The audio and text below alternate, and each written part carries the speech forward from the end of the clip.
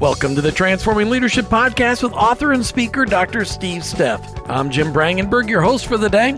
For more information about Dr. Steff and how the Transforming Leadership team builds effectiveness in leaders, please look online at tleadership.com. That's tleadership.com.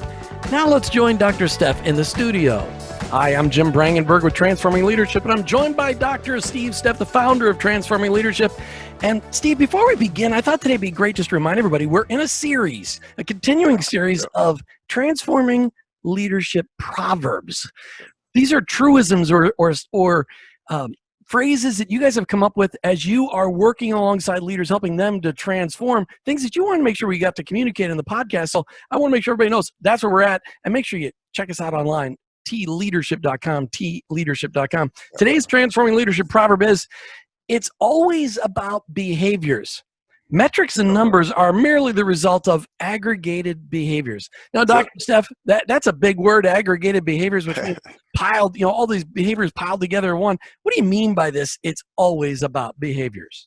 Well, our organization, Transforming Leadership, Jim, as you know, we have what we call three magic words. Intentional, effective, and behaviors. It's not a phrase. It's three separate words. You have to be intentional. It's always about behaviors, and it's always about being effective. So outcomes are merely the aggregated behaviors. And when we have business leaders, because our organization works primarily with senior leaders, executive teams, even boards and board members, it's important for them to know, they have to look at the outcomes, they have to look at the metrics, but the metrics are merely the result of those aggregated behaviors. So if you want to change the metric, if you want to change the outcome, then you must examine the behaviors. All right. It's very ethereal. Woo! So give me something solid. Tell me what you mean by this. Give me an example of what you're talking about. Well, although we don't have any car dealers that work with our organization right now anyway, I'll use that as an example. If you have a car salesperson and you're expecting this salesperson to sell 20 cars a month, and you bring him into a meeting because that month he has only sold 15 cars, one of the things that you're going to be focusing on is the 15 cars that he sold, what the net margin was on those 15 cars, how did he do on the 15 cars, what was his running average on the 15 cars, things like that. But what we really need to be focusing on is, because that's already happened, that's done, that's what we refer to as a lagging indicator. Sure. How many cars he sold. The leading indicators are, what are the things that he did that led to selling 15 cars? What are the things that he did that might have resulted in him selling 15 instead of 20? So what are the effective behaviors and what are the ineffective behaviors? And I'll be the first to tell you that that's when leadership, or management maybe more accurately, that's when management gets most difficult, is when we're trying to identify specific behaviors that are leading indicators. So the outcome is barely the aggregate of those leading indicators, whether they were effective or ineffective. That makes sense? Yeah, no, not all the way, but we're going to help flesh it out, because if it got to flesh it out for me, you got to flesh it out for everybody that's listening today. Because you're talking psychology here, because you're trying to, you're saying the metrics are a lagging indicator because this is what's already happened. So you can't fix what's already happened, but you can fix what's going forward. And if you've got a goal for a guy that's 20 sales a month and he only did 15, but really what you want is you want him to average 20, which means some months he's going to have 25 or 30. So what are the behaviors he needs to change? So in other words, is he standing at the door always ready to greet a customer when they pull into the parking lot? You're talking about behaviors. Does he really know the product well? Does he listen well? Does he ask good questions? Those are the kinds of behaviors you're talking about, right? Those are right. But first, let me address the fact you said some months he may be hitting 25, maybe even 30. That's fine. But remember the key phrase for management is, what have you done for me lately? So the fact that he hit 25 or 30 2 months ago, that's fine. But if he missed it last month, that invariably that's what he's going to be measured on, right? So, and that's bad. That's it is a little bit of cynicism coming through, but it's fact of life. That's what we get measured on, is our immediate results, our immediate outcomes. So So if we can take that salesperson and we can start to look at, these are some behaviors that have been identified universally as leading to having more prospects to buy that car. These are specific behaviors that have been identified, maybe we'll say universally, or at least in our business, to being most effective in getting that prospect to come inside and sit down and go through the paperwork. These, it may boil down to something as simple as, uh, this is has been identified as the best way to ask this question, the best way to facilitate a close. Those are leading behavioral indicators. We have we may have identified that, even something as simple. Again, we're talking about car sales, just as an example, as an illustration here. Something just as simple as how we dress might impress a prospect, or how we dress might cause a prospect not to trust us or have faith in us, because we're on two, we relate differently. Right. Those are leading indicators. So I want to identify all of the positive or the effective leading indicators that I can, that are going to result in driving sales. It's always about the behaviors. For our clients, just to throw this in for to make sure I'm clear here, for our clients, all of our clients are high performers. That we, by our own decision, we only work with a high performing clientele. So our clients have already hit good numbers. They're just trying to get better. So those behaviors that we're looking for, they're constantly looking for, what can we, what behaviors can I eliminate that might be interfering with the relationship or an effectiveness or my conversation or something like that. So where we hesitate to go negative, it is important that we eliminate those ineffective behaviors.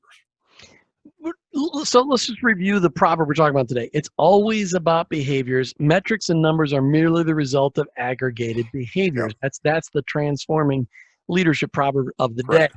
All right. But really, this goes down, you're having a meeting with one of your direct reports whose metrics didn't match up to where you desired them to be.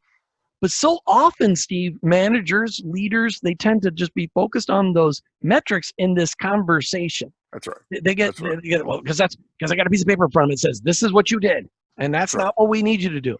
That's right. How do we shift that leadership paradigm to stop looking at the numbers and start looking at the person? Because it goes back to some of the other things we talked about in other podcast, Proverbs podcast, is that it's about culture, and it's about the person feeling appreciated as a human being. So how do you shift that paradigm in that meeting to looking at, hey, these things were ineffective that you were doing, and these things were effective. Let's focus on the effect. I mean, how do you shift it? Let's talk about the great question. Let's talk about the meeting first, and the content of the meeting. I've been in countless meetings over the years where the leader has told me that they were going to have a coaching meeting with one of their direct reports. And invariably, Jim, it wasn't a coaching meeting. It was a come to Jesus meeting, or it was a you better fix this meeting, or a you're not working hard enough meeting. Where the fact is, as I've already said, virtually all the people that we work with are high performers to begin with. So the answer is rarely, you're not working hard enough. They're all hard workers. As a matter of fact, it may not even be conceivable for them to work harder or more hours. So they have to tweak what they're doing. So don't misunderstand the metric. The outcome is important, and quite frankly, the bottom line is what determines whether we're going to continue to be able to do business or not. But once that's been identified, then the focus of the meeting must be, that is, if we're going to change the number, the focus of the meeting must be, what behaviors can we change that will facilitate a different outcome next time? And if we don't identify those, then we've just had a difficult meeting. The only benefit to the meeting, the guy already knows, the man or woman already knows they missed their number. They knew that.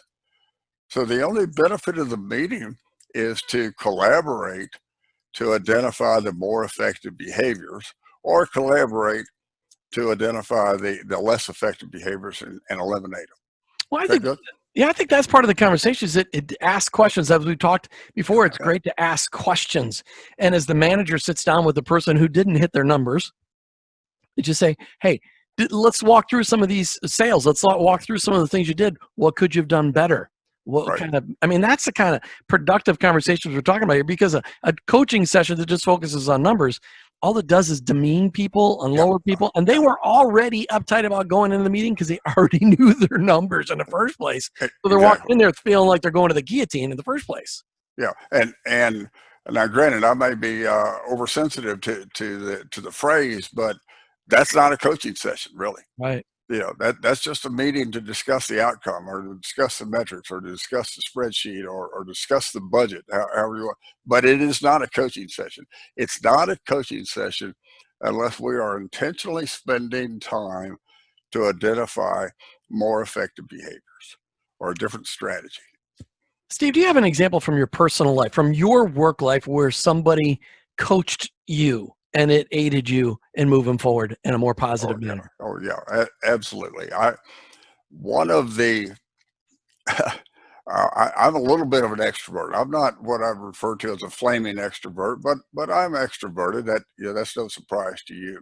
So I'll go back 30 years in my career as a licensed counselor.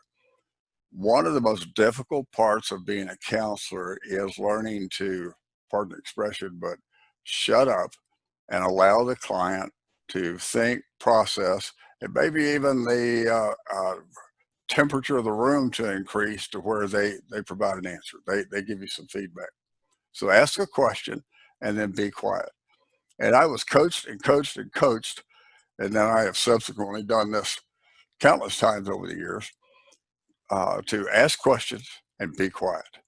Ask questions and be quiet. And that quiet, boy, that quiet is difficult on us, and particularly for an extrovert, that quiet's really hard to do at times. But it's the quiet that's most effective. So my coach, who is still a dear friend of mine and a dear valued coach to this day, uh, his primary feedback to me is ongoing feedback to me over a long period of time was, you've got to learn to talk less and listen better. So, I mean, I listen for a living these days. So hopefully he was effective in his coaching, but that was the coach. What was I doing that was interfering with my effectiveness as a counselor back then? And if I'm still doing it today, what am I doing that's interfering with my effectiveness as a coach? And the number one was not allowing the client time to formulate their ideas and then formulate their answer. So that was great coaching for me because it addressed my effectiveness. Hmm. That's it. And it didn't attack you as a person. It just Not at helped all. you do your job better. Not at all. Not at all. And this particular person who's a wonderful counselor and coach, I mean, he was very clear that, at least in his opinion, I had the knowledge, I had a lot of the other skills, and those were up. My greatest chink in my armor, my greatest chink in my effectiveness was my, I won't say inability, but certainly my disinclination to allow that quiet time. So Hmm. had he not coached me on that particular behavior, that specific behavior, I'd still be doing it. We'd still have a whole lot of noise in our meetings, but they wouldn't be as effective as they are today. Hmm. Brings me back to an old proverb that I remember: being quick to listen, slow to speak, and slow to become angry. Yeah, Those words, I think, have been valuable for several thousand years. So, Steve, we're talking about it's always about behaviors. Metrics and numbers are merely the result of aggregated behaviors. And what you've just said, bottom line, is that when we bring somebody in to talk to them about their numbers, we need to focus on behaviors in order to change the numbers, not just pounding them over the head with that's numbers. it. That's it. When the senior leader goes to the next meeting, the people that he reports to, those numbers are absolutely critical. That's what he has to report to his supervisor, whether it's the executive team or the board or whatever.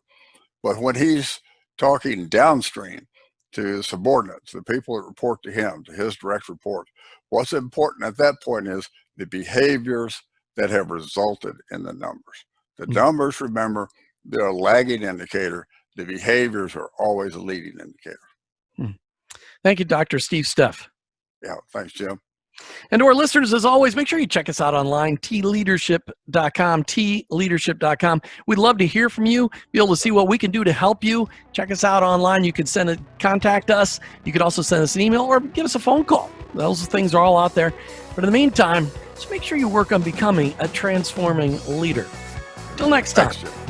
And that ends our discussion for today. Thanks for listening to the Transforming Leadership Podcast with author and speaker, Dr. Steve Steff. For more information on how Dr. Steff and the Transforming Leadership team can help you become a more effective leader, please look online at tleadership.com. That's tleadership.com. Until next time, remember, building effectiveness in leaders starts with the transformation of your heart towards your people.